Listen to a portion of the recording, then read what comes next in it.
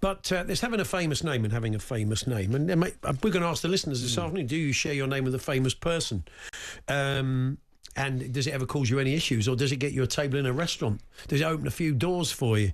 One of the best ones we had years ago was there was a lad from Liverpool phoned up who said, "My name's Joe Royal," but he was the spitting image of Bruce Grobler. Do you remember? He said he was a lorry driver. He sent us a picture. And he said, "I'll often turn up, and because he really did look like him." And people say, "Oh, I'm Joe Royal." And they say, "No, you're not. You're Bruce Grobler." But anyway, we bring that up. Now let us know. talksport.com/H&J. Text to 81089. Tweet to TSH&J, the delights or perils of sharing your name with someone famous. Imagine we called Taylor Swift at the moment, arguably one of the most famous people on the planet.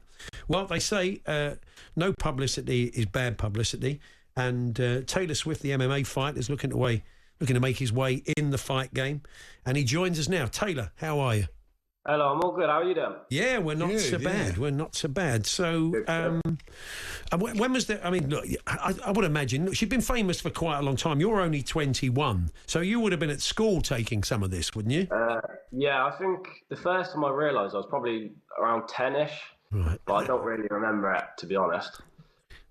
So that was the first time you were aware of her, and people said, she's got the same name as you. So, you are 6'6" and an MMA fighter, so I don't think there was probably not that much teasing. I wish I was 6 foot. 6 foot. Sorry, I've given you an extra 6 inches there, if you know what I mean. She's 6'6". Go on, then. She's 6'6". No. She plays in the WNBA. She is very tall. So, I'd say there was only so much teasing, but was it an issue? Did it bother you, or does it bother you? To be fair, I didn't really get much stick at school, surprisingly. I didn't really get any ever. All the headlines and stuff, I don't know where they pulled it from, like the bullying. I was quite surprised when I saw it, but that's what they did. Yeah, I wonder if that's what led you to get into MMA. That's right. Having to stand in your corner after people were taking the mickey and calling you Taylor Swift. So you said in the paper that it's quite amusing when they actually announce your name before a fight.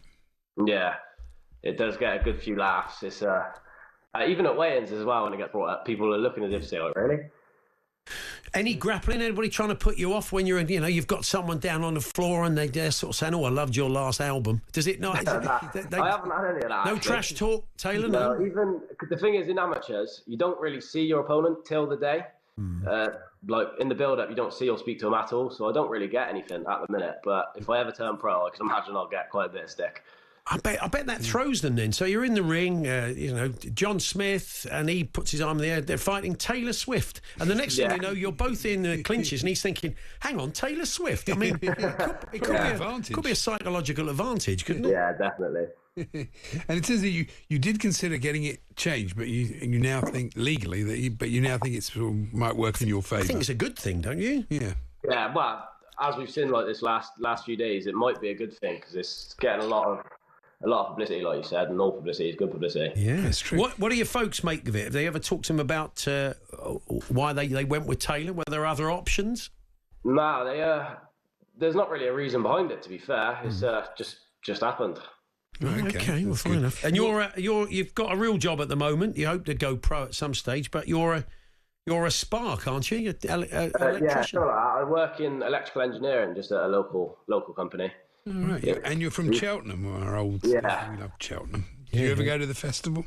I do. Wow, to be fair, I don't go too often. I'm not a massive fan. All it does is cause traffic, in my opinion. But that's true. If you live in Cheltenham, it's it's different if you live there. It's a good point. We only rock up once a year for 4 days and get the best of it. You have to live with it. But I mean, I would imagine if you're, they say, Taylor Swift would like to pop up to the executive boxes. Oh, yeah, that's true. Next time, give that a try. Yeah, and what was the name? I'll never give that a try. I might have to. Yeah, that's it. Booking restaurants and stuff, which is hard during Cheltenham week. That won't be a problem. So you're on your way up. I mean, what's the kind of route into it? How do you kind of get on that amateur circuit? How long have you been fighting for? I had my first fight about 15 months ago, I think, around there. And sort of shows just put out, they post advertising that they've got a show they're putting on and they want fighters, and then coaches will send in the list of fighters they've got, and the people running the show, the promoters will try and match people up that way, really. I mean, I think you're 4,646 in the rankings in Europe at the moment. So how do you start to move up? Can you move up quite quickly with some sort of notable wins? Yeah, you can't. You just got to keep winning, I suppose. In amateurs, it's difficult because you need to try and fight more often. But yeah, the more wins you get, the higher you'll obviously be ranked. Yeah. And, I mean, have you reached out to Taylor? I'm sure she'd quite like this. I mean, have you been on Instagram? I don't think she'd answer, to be fair. I'm not sure she'd see it over millions and millions of followers. Well, look, it's got. I mean, she has spent a lot of time here in the past in the UK, hasn't she? So maybe somebody will get. Maybe you'll end up getting a chance. Fair, yeah, I have had a few American news stations contact me and ask me to do that. So it is actually they have heard about it in America, which is quite mad. You could go to the Super Bowl and they can cut to you every 10 seconds. Yeah, they can. Yeah. We were going to ask you for a Super Bowl prediction, but I'm guessing you're not a massive American football fan. No, I'm not. I don't think the Chiefs have a chance, to be honest. Oh, that's a headline, isn't it? Taylor Swift says Chiefs have no chance. Yeah.